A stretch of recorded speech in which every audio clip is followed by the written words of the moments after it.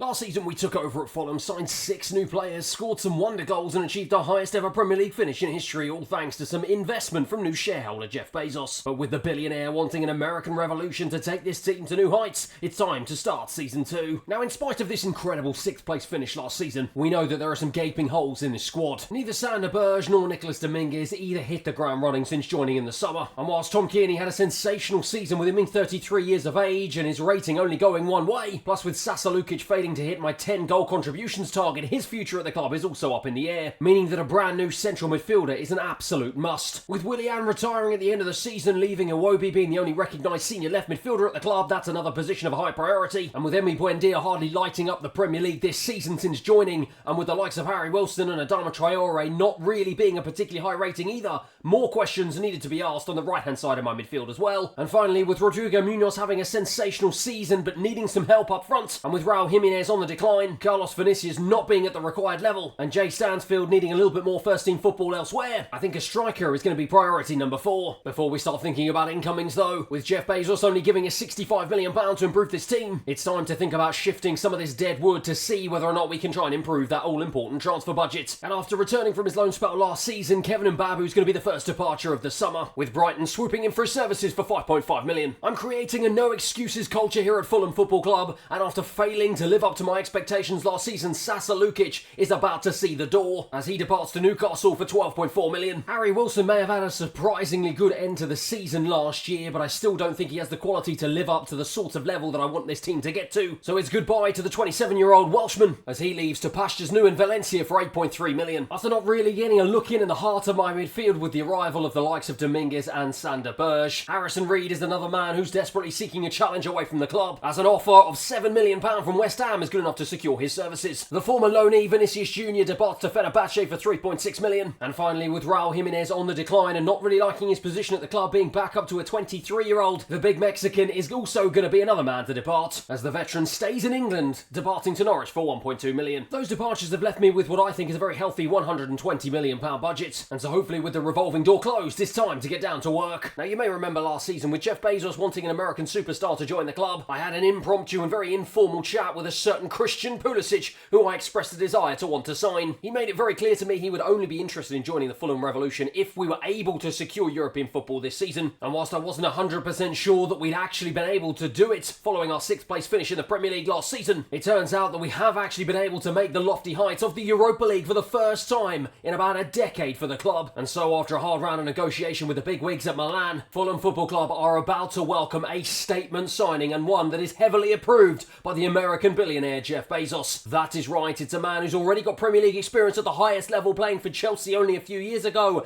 and of course has played in Europe at the highest level in the Champions League, but now he's finally ready for a return back to London after moving abroad. That is right, it's time to welcome Christian Pulisic, the superstar American, for a whopping £54 million. Now, some might say that we've wildly overpaid for his services, but I've got to disagree. He's got the versatility to play on both sides of the midfield, but with my primary aim for him wanting to be a replacement for Willian on the left-hand side of midfield, I'm going to retrain him into that particular position, and the big American will go straight into the starting 11. Now, with the departures of Sasa Lukic to Newcastle and Harrison Reed to West Ham United, it's left me with just 3 recognised senior central midfielders at the club: Nicolas Dominguez, Tom Kearney, and of course Sander Berge. Sander Berge, poor last season, needs to be replaced. Tom Kearney on the decline, retiring at the end of the season, needs to be replaced. And Nicolas Dominguez badly needs a proper central midfield partner. And in my desperate attempt to try and appease Jeff Bezos' intent to grow the American market, and in my desire to bring in recognised Premier League talents who've got experience playing in Europe, it's time to welcome signing number 2. That's right, it's Christian Pulisic's buddy, a man who's got experience playing at Juventus, Leeds United, and now Brentford on this career mode. We say welcome to signing number 2, Weston McKennie, for £21 million.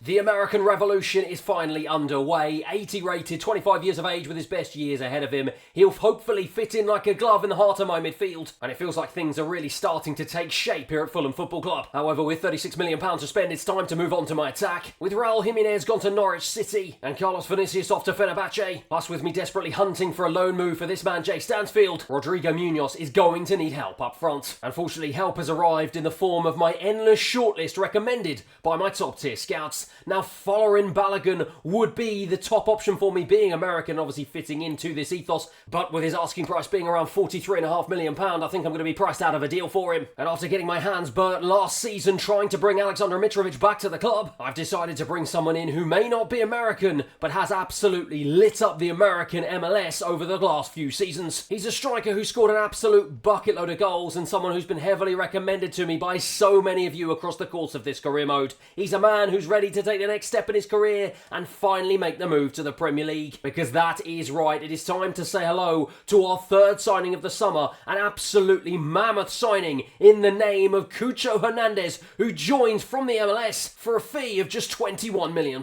At 80 rated, he immediately comes in and becomes my best attacker at the club. At 25 years of age, he's got his best years ahead of him, and I think he's got all the attributes to be an absolute stellar success here at Fulham Football Club. And finally, after selling Harry Wilson to Valencia, I was hoping to add one more player on the right-hand side of my midfield to compete with this man Buendia, but after being unable to offload the big Spaniard Adama Traore, and with my budget now plummeting down to £12 million, Adama Traore's got 10 months left to try and convince me that he's good enough to retain his place here at Fulham Football Club. However, with my 3 new Jeff Bezos-approved summer signings now ready to play for the club, and the starting 11 looking in better shape than it ever has before, it's finally time to get our season underway. It's going to be a wet and windy day here at Craven Cottage, but I'm sure the fans are going to be still out in their droves. Looking forward to welcoming 3 brand new signings and hoping to claim a much needed 3 points to open up our Premier League campaign. Because as you can see from my starting 11, it's the usual back 5 of Leno, Tete, Diop, Sutalo and Robinson, but Weston McKennie partners Dominguez in the heart of my midfield.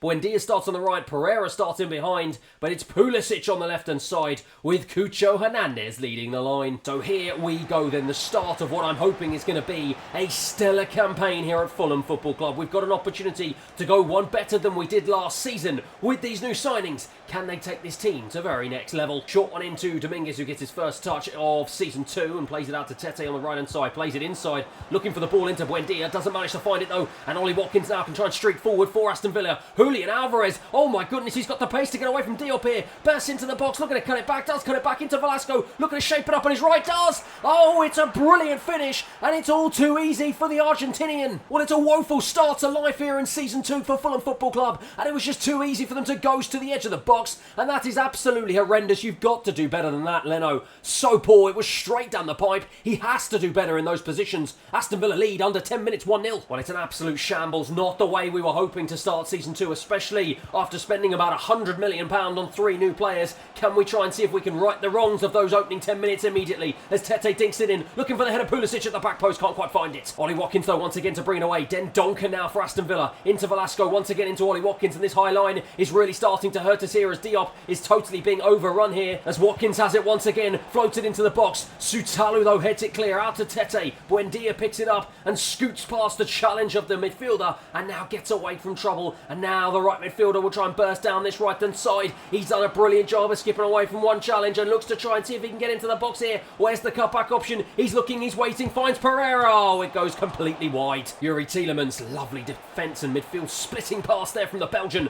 right the way through the heart of my midfield. Ollie Watkins from distance forces Leno into a smart stop. He knew that Leno was really lacking in confidence after that absolute howler in the opening 10 minutes, and he made him work from distance. It was a really good strike, but fortunately enough for me, it doesn't go out for a corner as their man is just straight offside. Buendia. Oh, Buendia's gone and given it away in a really dangerous position. That's so poor from the Argentinian. Leno this time though with a flying stop makes amends, and it's going to be a corner, and one that Tielemans is going to take. It's been all Aston Villa so far in this game. We're really struggling to get to grips with these new 3 signings. This team really struggling to gel together as Andres Pereira brings this one away all the way out to the right hand side. Can the Brazilian burst past Moreno? He does do just that. The ball is in there for Pulisic if he can find him. Can he try and drive it across? Oh my goodness, it's absolutely terrible. It's been a shocker so far from that man. Well, it's been a shambles from start to finish. Defensively, offensively, we have been a total and utter clueless machine.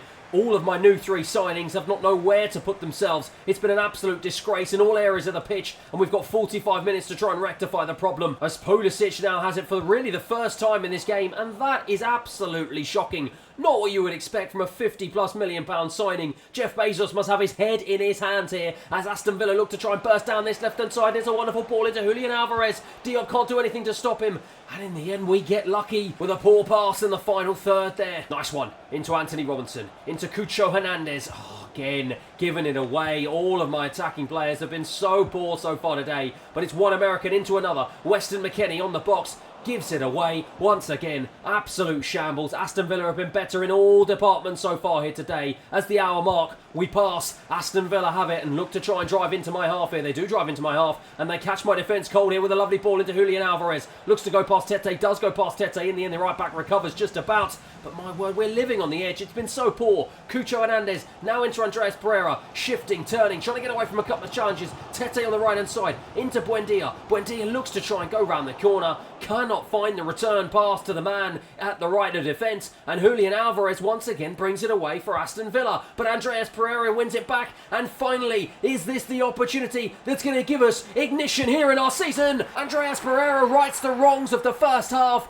And with a lung-bursting run after a wonderful high-pressing challenge, gets us back on level terms here at Craven Cottage. Well, the Brazilian did all the work. He was poor in the first half. Had a couple of opportunities to get a goal and an assist, which he didn't take. But this time, he makes no mistake. Wonderful goal, 1-1. Well, with Cucho Hernandez and Christian Pulisic failing to deliver on their debuts, they are getting hooked with 75 minutes on the clock. I'm calling in the cavalry. It's a return back into the team for the young Brazilian Rodrigo Munoz and Alex Iwobi and Adama Traore. What can they do here with 15 minutes left remaining on the clock? Watkins looked to try and go past Diop. The defender did well, though, to stop his run. And that's a good ball into Adama Traore. And the big man's going to use his pace and he's going to show me why it was the wrong decision to stick him on the transfer list. But perhaps he's all pace and absolutely no end product because he's run straight into a brick wall. And now Aston Villa have the chance to try and hit us on the counter-attack with Ollie Watkins. Diop tries to come across, doesn't do a good enough job of challenging. Hutchinson! Oh my goodness, he had it on a plate and he didn't take it. And we thank our lucky stars. Only a couple of minutes left remaining on the clock. Munoz picks it up, coming deep to try and get himself involved. Plays it out to Iwobi on the left-hand side.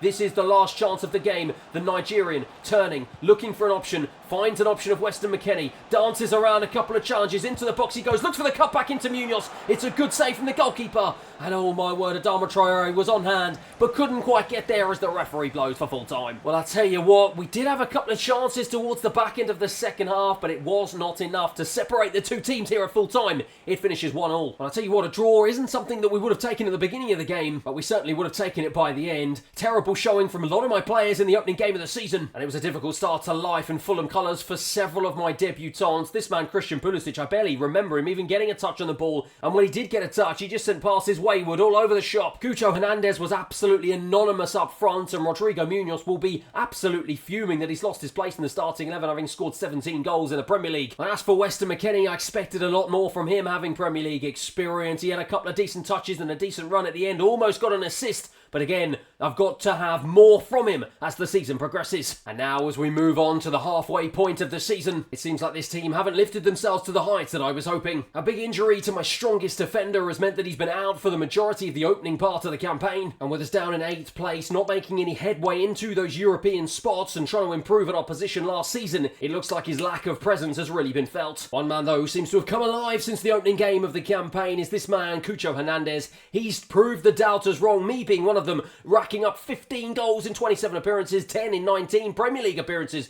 and it's been a stellar start in the opening 6 months of his Fulham campaign. Christian Pulisic is really starting now to show why it was the right decision to bring him back in and why he is such a statement signing with 8 goals and 3 assists. And Andreas Pereira, after taking his goal so well in the first game of the season, has continued that fine form with 7 goals and 4 assists, even bettering his tally from last season, even in the first 6 months. It seems like the arrival of Weston McKennie, whilst his numbers haven't been great, it has allowed the likes of Nicolas Dominguez to flourish a little bit more with 4 goals and 2 assists to his name. I'm still, however, waiting for Emi Buendia to come alive. He was poor last season and it looks like he's poor again this season. Only 2 goals in 19 appearances in all competitions. The Argentinian has got to do better in the second half of the season or his position's going to come under threat. However, after a couple of months pass and Josip Sutalo returns to training, I'm hoping that's going to be the lift that this team needs in the second half of the season, especially when there's an opportunity of European glory this season, because after absolutely smashing the group stage and getting past Sporting Lisbon 7-1 on aggregate,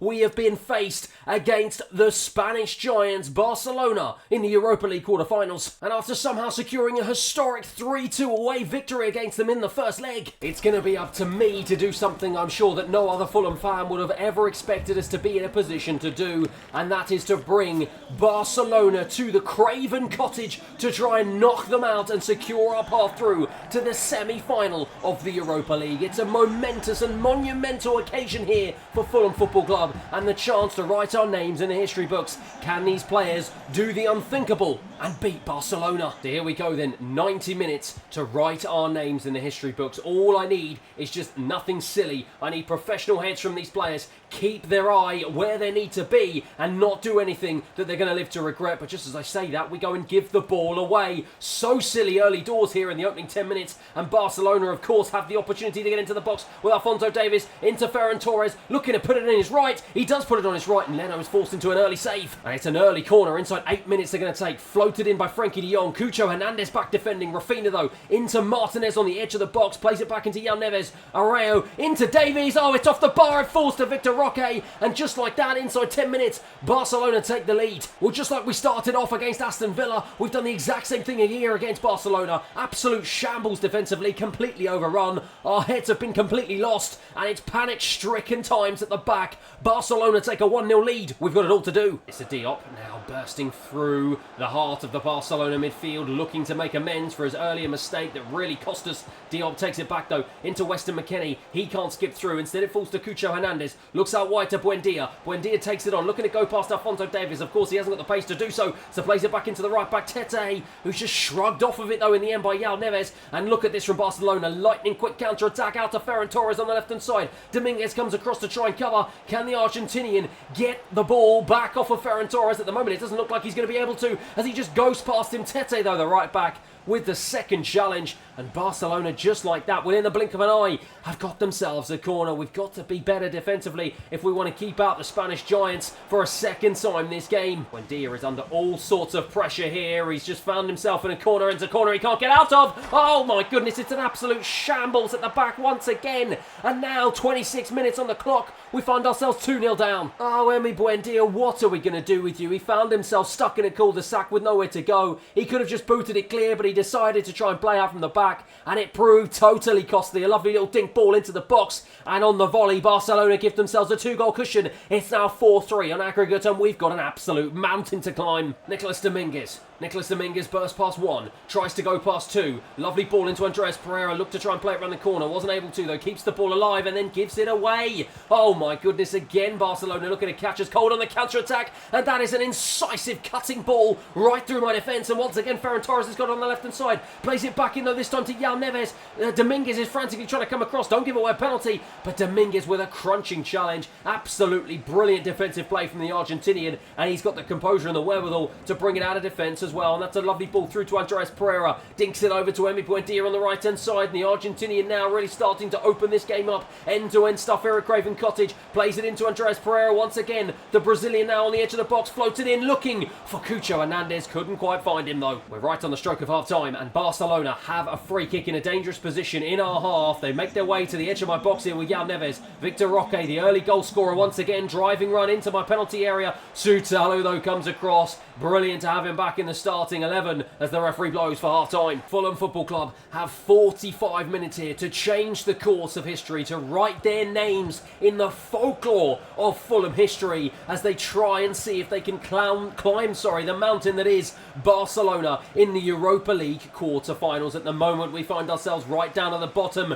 and we've got it all to do here, but I'm confident these players can do the unthinkable as Andres Pereira picks it up once again on the right hand side, looking to try and find a route into the box. He does. In the end it's a cross, but Arreo is just too strong, too clever, and easily eases that ball away for Barcelona. It's Bradley on the right-hand side, the former Liverpool now plying his trade out in Barcelona. Plays a lovely ball through into Frankie de Jong, who bursts into the box, goes past this to Diop. Dominguez comes across though, covering some great ground. So far this game is the Argentinian. They've got a corner though, as they look to try and see if they can put the final nail in this Fulham coffin. Oh my goodness, Leno with a flying save after a wonderful header from Victor Roque. Fortunately, we breathe another sigh of relief. They've got it once again, though. Absolutely relentless attack after attack after attack here for Barcelona. I thought Diop had given away a foul, but the referee waves play on here, much to my and the Fulham fans' delight, as Buendia now has the opportunity finally to get in behind the defence. The Argentinian in the box, looking for the cutback, finds the cutback. It's Cucho Hernandez off the post, and it's now an equaliser. It's 4-4 on aggregate here at Craven Cottage. For the first real time this game, we've managed to get in behind the Barcelona defence, and we make them pay for the first first time as well. Lovely play from Emi Buendia. Lovely little cutback into the path of Cucho Hernandez, who still had so much work to do. That is an absolutely fabulous side-footed finish, though, off the post. The keeper had no chance whatsoever. 2-1, 4-4 on aggregate. And now we've got the bit between our teeth here as we're pressing so high here, looking to just beat down and relentlessly put this Barcelona defence under so much pressure, and we've done it once again. Andreas Pereira now picks it up. He's looking for a ball up ahead of him, finds Dominguez. The Argentinian plays it back into the Brazilian. Andreas Pereira! Oh my goodness! It's absolutely sensational! And within a blink of an eye, we have completely and utterly turned this game on its head. What is happening here at Craven Cottage? From being 2-0 down to being level 2-2 and now being 5-4 up on aggregate. We look to the heavens and the gods up above shone down brightly because it's an absolutely fabulous piece of play. Andreas Pereira skipped past the challenge of the last defender, and it's a wonderful finish to top off what has been a wonderful performance in this second half from Fulham, and we've dragged ourselves up from the bottom of the mountain. We find ourselves on the top, but for how long can we stay there? And it's Josip Sutalo into Weston McKennie. Lovely turn away from the defender, plays it into Andreas Pereira once again, full of beans, but it's a shot from outside the area that was pretty tame in the end, straight at the goalkeeper. Nicolas Dominguez trying to go past one, trying to go past two. Lovely stuff from the Argentinian. Look at the confidence now that's flowing through the veins of these Fulham players here as Weston McKennie lines up a strike from distance, drags it wide though. And now, with just under a minute plus stoppage time left to play, Barcelona have to do everything. Surely they've just got to absolutely smash the ball forward here into our half. The referee looks at his clock. The fans are looking at the clock. I'm looking at the clock. When is the referee going to blow the whistle? And finally he answers our prayers, because the miracle has happened here at Fulham. Look at the fans. There is absolute ecstasy flooding through Craven Cottage. Barcelona players look to the floor. They shake their heads. They cannot quite believe what they've witnessed here in London. Absolutely stellar second half performance from everyone associated with the club. Those players should be proud of themselves. 2-2. 5-4 on aggregate. The players have etched their names in the history books, beating the Spanish giants for the first time in their history, and it's Atletico Madrid in the semi-final. And after a disappointing Premier League campaign that saw us finish one position lower than we did last season in 7th place, it puts all the pressure on these players to do something the Fulham have never been able to do before. Because after absolutely walloping Atletico Madrid 4-0 on aggregate, we will be facing off against Napoli in the Europa League final. With an unbelievable campaign from Cucho Hernandez, 27 goals and 9 assists, I'm hoping he can continue that vein of form, as can the American Christian Pulisic with 24 goals and 11 assists. It's been unbelievable. And the attacking trio of Andreas Pereira to top it off with 14 and 7 assists. I'm hoping that those three can combine for one final time this season, because that is right, it is time for me to lead this team out for the very last game of Season 2, and oh my goodness, what an absolutely stellar game it is about to be, because for the second time in the club's history, we're going to be facing off against an Italian team in the Europa League final, and we've got to hope that it's going to be second time lucky, because after getting battered by AC Milan in real life, we're going to hopefully try and right the wrongs of that game, and hopefully beat Napoli in the Europa League final here today. Into Dominguez here as we look to start off this opening 10 minutes a little bit better than we started off the last two games that I've played, but with passes like that, we are doing our cause absolutely no favours, but it's a wonderful defensive challenge there from Nicolas Dominguez, showing that he's had a much better campaign here in the second season at Fulham Football Club, and the Argentinian now is bursting down the right-hand side, dinks a lovely ball in to Andreas Pereira, who was so close, but yet so far to getting the first goal in the final. And it's Emi Buendia now to come into the centre of the park here, twisting, turning, looking to get away from the challenges of a couple of defenders. Nicolas Dominguez once again, he's been absolutely fantastic here in Season 2, involved in everything, as Tete towards the back post. I was looking for Pulisic, he was nowhere to be found. Another American, Weston McKennie, tried to get on the end of it, but wasn't there either, and once again Napoli finally being able to clear their lines. It's booted clear though, but only out as far as Anthony Robinson. Once again we pick it up, and every single man and his dog are inside the Napoli half here as we look to try and see if we can get the first goal of the game, but it's a crunching challenge on my right back Tete. Napoli win the ball back, and this is their first opportunity for a foray into my half. That is a wonderful pass right through the lines into Florentino Luis on the left hand side, and the defensive midfielder now looking to try and see if he can go past Nicolas Dominguez, but once again the Argentinian in the right place at the right time, and another Argentinian, Emi Buendia, just manages to shrug shrug off the challenge of a Napoli defender. The Italians, though, starting to stir here, starting to get back in the game, and the former Real Madrid man Camavinga and the former Arsenal man Saliba combining to bring the ball back into my half here. Sutalu, though, the big Croat, wins it in a really good position, brings it away from the defence. Anthony Robinson tries to turn it around the corner, isn't able to. Politano now. This game really starting to get stretched. End-to-end stuff here, but it's Christian Pulisic who finally gets the opportunity to bring it away, and that's a lovely ball into Anthony Robinson on the left-hand side. Looks to go past Saliba, does go past Saliba, looking for the ball into Tete at the back post. The Brazilian's run was just held up by the Napoli defenders, and that was very clever defending. Typical Italian defending at the back, as Politano now looks to try and see if he can hit us on the counter-attack, but Sutalo, the big Croat, is always in the right place at the right time. He clears his lines and looks to go on a long bursting run down the left-hand side. The big centre-back, the towering centre-back, is going in alone and plays a wonderful ball into the path of Christian Pulisic, across into Cucho Hernandez with his right foot straight at the goalkeeper corner. Right on the stroke of half-time, 45 minutes on the clock. We're going to have the final corner of the game. Andreas Pereira floated in, Pulisic with the head, drags it wide. The referee calls time on the first half. Let's pass into Florentino Luis. Gahara to Sheila now to kick-start this second half here for Napoli, looking to try and string a few passes together here, get that possession and get that composure that they so desperately need, because they almost lost it at the back end of the first half here, and they've lost the ball once again. Nicolas Dominguez now looking for another run down the right-hand side, but this time he's just caught in possession, and now Napoli looking to hit us on the counter-attack. It's pretty much the story of the game so far here. We've dominated possession, we've dominated the chances, but Napoli have looked dangerous on the counter-attack, but now we're going to try and see if we can look dangerous on the counter, as Christian Pulisic now plays it round the back into Anthony Robinson. He's looking to try and see if he can work the cutback here. He does. It falls to Andreas Pereira. Oh, he just puts it wide. Into Sutalo. Once again, we bring the ball into the Napoli half here. Weston McKennie with a lovely little touch and turn away from a couple of challenges. Camavinga, though, with an absolute crunching challenge there. Falls straight into the path of Sutalo and the big Croat. Once again, the ball-playing Croat brings it away from defence, all the way down the left-hand flank, out to Christian Pulisic. Christian Pulisic looking to shape it up on his right, does shape it up! Oh my goodness, I thought that was about to nestle into the top right-hand corner. Lovely flying save from the goalkeeper. Camavinga for Napoli into Florentino Luis. Again, relentlessly pressing, but this time Napoli are one step ahead of us here, and they've beaten the press and they've dinked it over. Politano, though, in a battle with Sutalo, and Sutalo, wins that battle, but now where on earth on my defence? There's a gaping hole! Oh my goodness, Ivan Toney was so close to filling that hole with a goal, but once again Leno comes to my rescue with a wonderful save. And with some players absolutely flagging now, fatigue setting in on the biggest occasion, I've had to make several substitutions, 5 to be precise here, with 5 minutes left. It's a danger with us defending a corner, but let's see whether or not we can evade that danger. Nicolas Dominguez with an absolutely wild header, back to Camavinga, it goes! I do not believe it! I've gone and done it again! How many times on these career modes am I going to do this? Give away a penalty,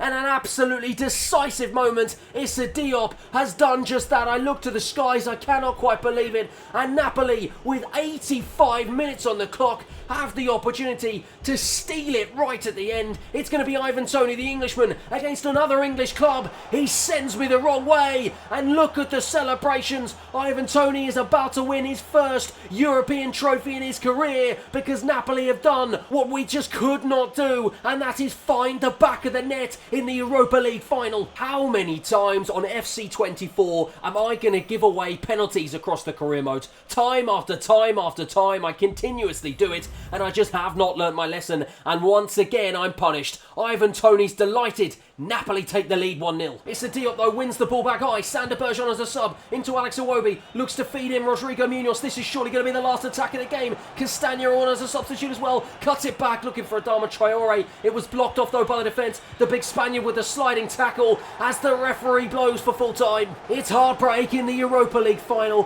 Fulham just could not do it, and once again they are undone by an Italian club at the highest level. Roy Hodgson couldn't lead Fulham to European glory, and it looks like I couldn't either here in Season 2, because Napoli lift the Europa League trophy, and it is utter heartbreak and desperation for everyone associated with Fulham Football Club. It's a horrible way to end what has been an absolutely stellar campaign here in Season 2, but it is not the end of what has been a wonderful career mode so far here at Fulham Football Club. Jeff Bezos still has plans to take this team to the very top of European football, and I'm hopefully going to see you guys at the very next episode as we embark on Season 3. Thank you everyone for watching, and hopefully I'll see you again next time.